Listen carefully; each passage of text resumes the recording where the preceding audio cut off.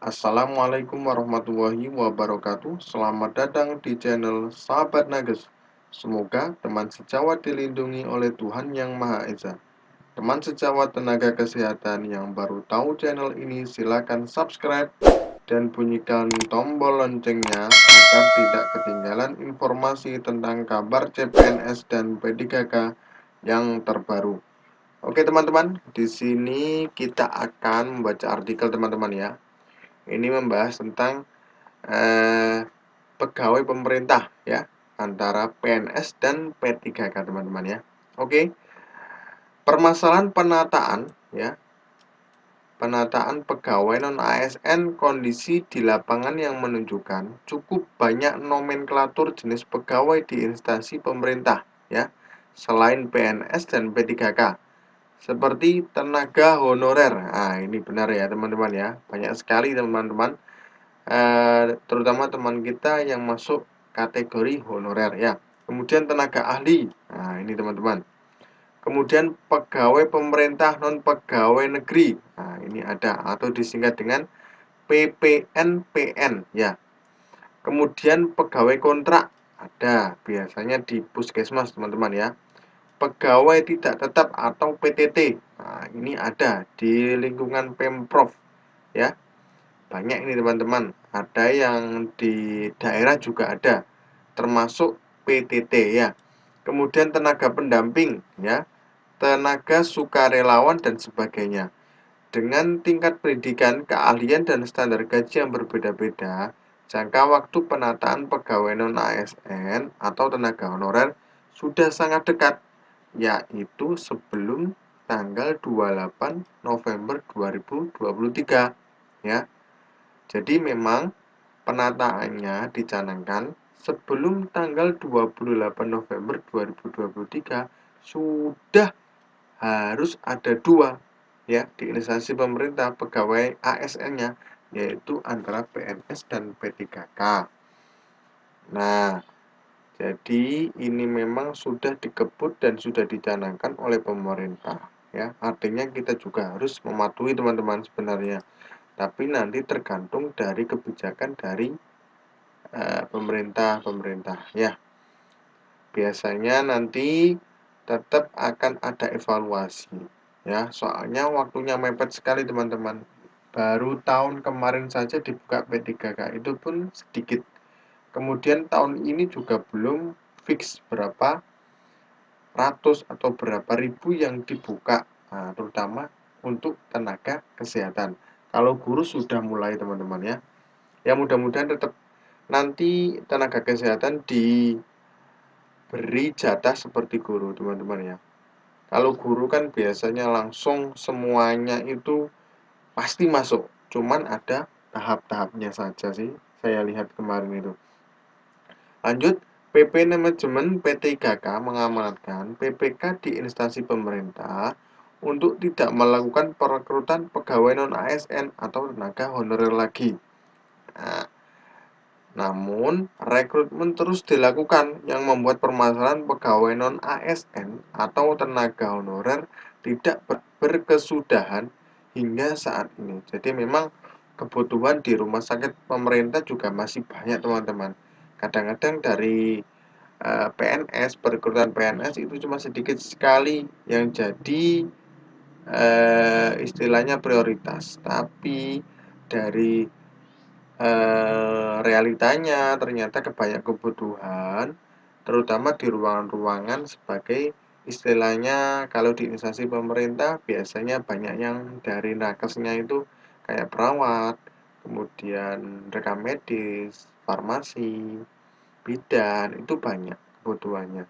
Jadi nggak langsung di PNS aja. Jadi dari instansi pemerintah tersebut, misalnya rumah sakit A seperti ini kekurangan memang, jadi harus merekrut lagi. Ya memang juga masalah juga sih, cuman ya gimana lagi kebutuhan, dan itu pun sudah diaksesi oleh badan kepegawaian daerah masing-masing ya. Kemudian masalah yang kemudian muncul adalah kekuatan anggaran ya masing-masing instansi pemerintah untuk membiayai P3K dan tenaga ahli daya atau outsourcing.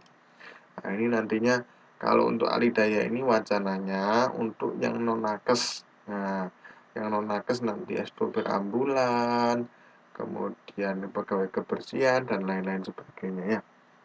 Kemudian Undang-Undang Nomor 1 Tahun 2022 tentang hubungan keuangan antara pusat dan daerah HKPD memberikan penekanan mengenai batas maksimal belanja pegawai sebesar 30% dari APBD dan batas minimal belanja modal minimal sebesar 40% dari APBD.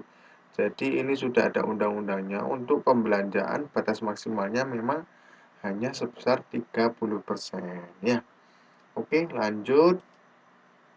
Nah, kemudian penerapan kebijakan ini juga menimbulkan kekhawatiran teman-teman ya terhadap keberlangsungan pelayanan publik yang akan terkendala setelah 28 November 2023. Nah, ini soalnya sebelum 28 November 2023 ini sudah semuanya harus hanya ada dua, yaitu adalah P3K dan PNS ya.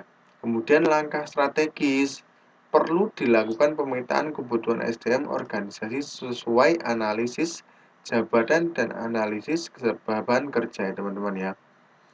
Nah, kemudian kementerian lembaga atau pemerintah daerah atau disingkat KL atau garis miring PD ini melakukan pendataan ya.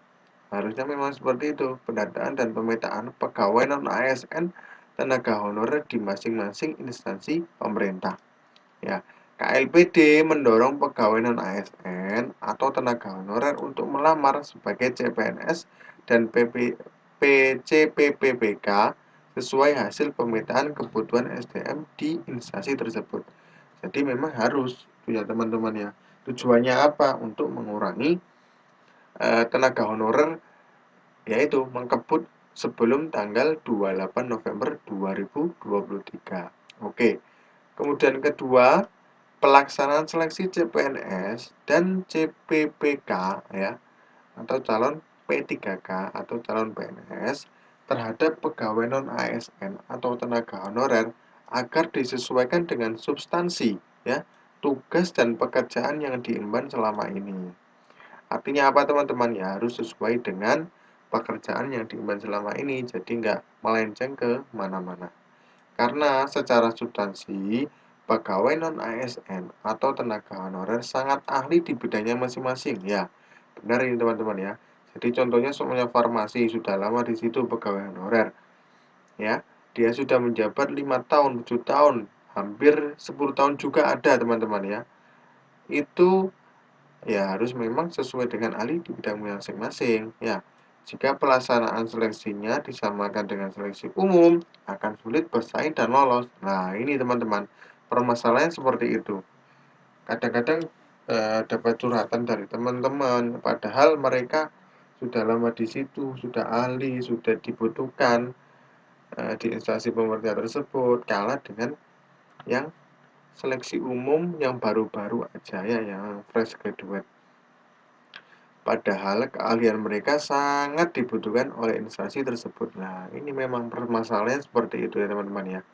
Kemudian saat ini pemerintah sudah membuka seleksi CPPPK melalui alur afirmasi ya, di mana ada tambahan nilai seleksi kompetensi teknis ya kepada guru honorer ya, guru honorer dengan masa kerja 3 tahun sesuai Permenpan RB nomor 20 tahun 2022. Kemudian yang tenaga kesehatan juga ada. Saya dengar-dengar kemarin juga dari daerah-daerah ya, itu sudah ada istilahnya afirmasi untuk kebutuhan P3K di instansi pemerintahan ya. Nah, ini tentang pengadaan pegawai pemerintah dengan perjanjian kerja untuk jabatan fungsional guru dan pada instansi daerah tahun 2022. Ini kemungkinan sama dengan tenaga kesehatan ya. Jadi daerah-daerah juga sudah ada yang melakukan afirmasi nanti untuk kebutuhan calon P3K ya teman-teman ya. Mungkin teman-teman yang lain belum, itu mungkin masih menggodok untuk di daerahnya masing-masing ya, di daerah Pemprov-nya ya. Oke, lanjut. Diharapkan seleksi jalur afirmasi ini ya. Afirmasi itu penambahan nilai teman-teman ya. Ini juga dapat diterapkan untuk seleksi CPPBK jabatan fungsional lainnya yang terdapat dalam keputusan Menteri PAN dan RB nomor 76 tahun 2022 tentang perubahan atas Kemenpan RB nomor 1197 tahun 2021 tentang jabatan fungsional yang dapat diisi oleh P3K. Jadi nanti mungkin jabatan fungsional dapat diisi oleh P3K. Ketiga, melakukan alidaya atau outsourcing. Ya ini tadi yang non nakes ya teman-teman ya. Kayak supir ambulan, tenaga kebersihan, tenaga keamanan ya. Kemudian pegawai non-ASN atau tenaga honorer yang selama ini mengabdi di instansi pemerintah yang tidak terserap melalui jalur CPNS dan P3K agar dapat direkrut dengan disalurkan oleh pihak swasta yang menyalurkan tenaga alidaya atau outsourcing tersebut ya. Jadi ada wacana seperti itu teman-teman. Jadi yang non-nakes ini dialidaya atau ke pihak ketiga nantinya biar dapat dipekerjakan kembali di instansi pemerintah tersebut sesuai dengan kebutuhan. Tapi juga kasihan teman-teman, banyak yang mengabdi lama tapi nanti dijadikan alidaya atau outsourcing. Kasihan juga teman-teman ya. Ya kita tunggu aja nanti kebijakannya seperti apa.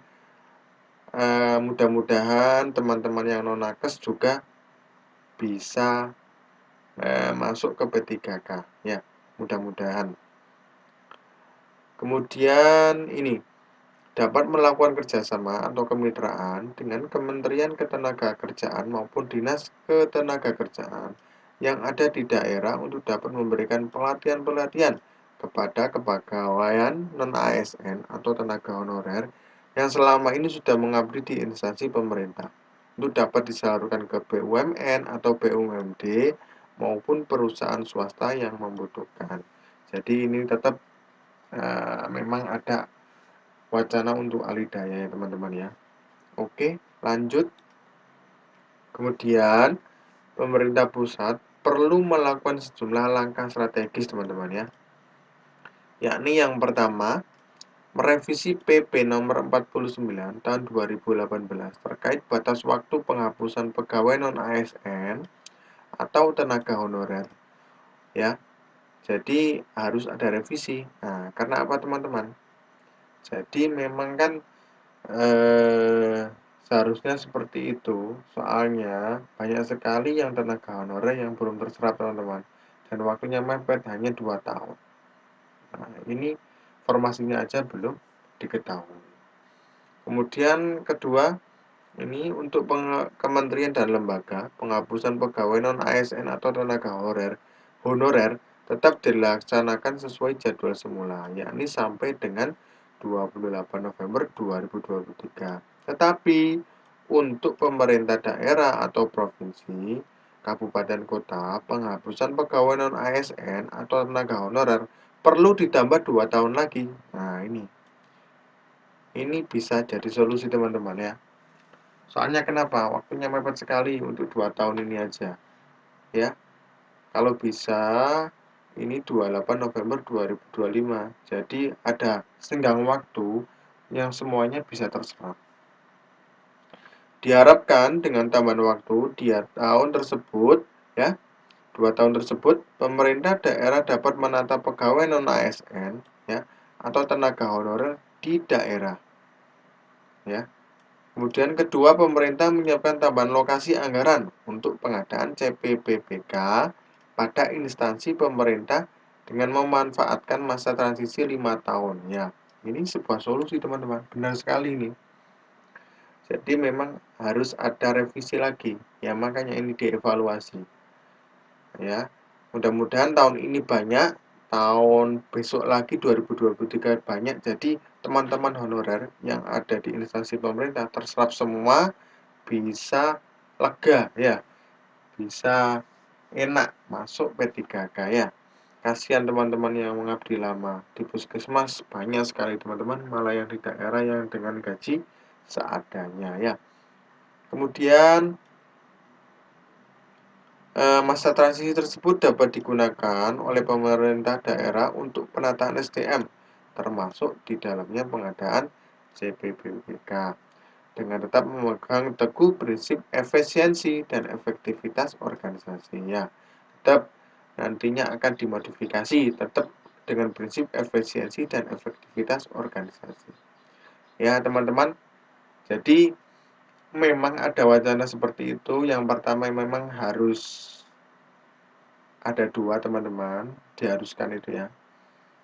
ASN itu ada dua, yaitu adalah P3K dan PNS. Nah, nantinya yang untuk yang tidak terserap itu bisa dialihkan ke alidaya atau outsourcing dari pihak ketiga. Ya, mudah-mudahan teman-teman untuk tahun ini bisa masuk semua, khusus untuk tenaga honorer teman sejawat yang ada di instansi pemerintah ya, khususnya nakes teman-teman ya. Soalnya mengabdi lama itu sangat komitmen sekali loh teman-teman ya. Ya, mudah-mudahan pemerintah mengerti tentang pegawai pemerintah ini ya. Ya, mudah-mudahan teman-teman bisa masuk semua. Amin. Oke teman-teman, mungkin itu saja informasi yang dapat saya sampaikan. Mudah-mudahan bermanfaat bagi teman-teman, terutama teman-teman sejawat nakes atau tenaga kesehatan. Salam sejawat, mudah-mudahan kita lolos semua untuk tahun ini P3K. Amin. Terima kasih. Wassalamualaikum warahmatullahi wabarakatuh.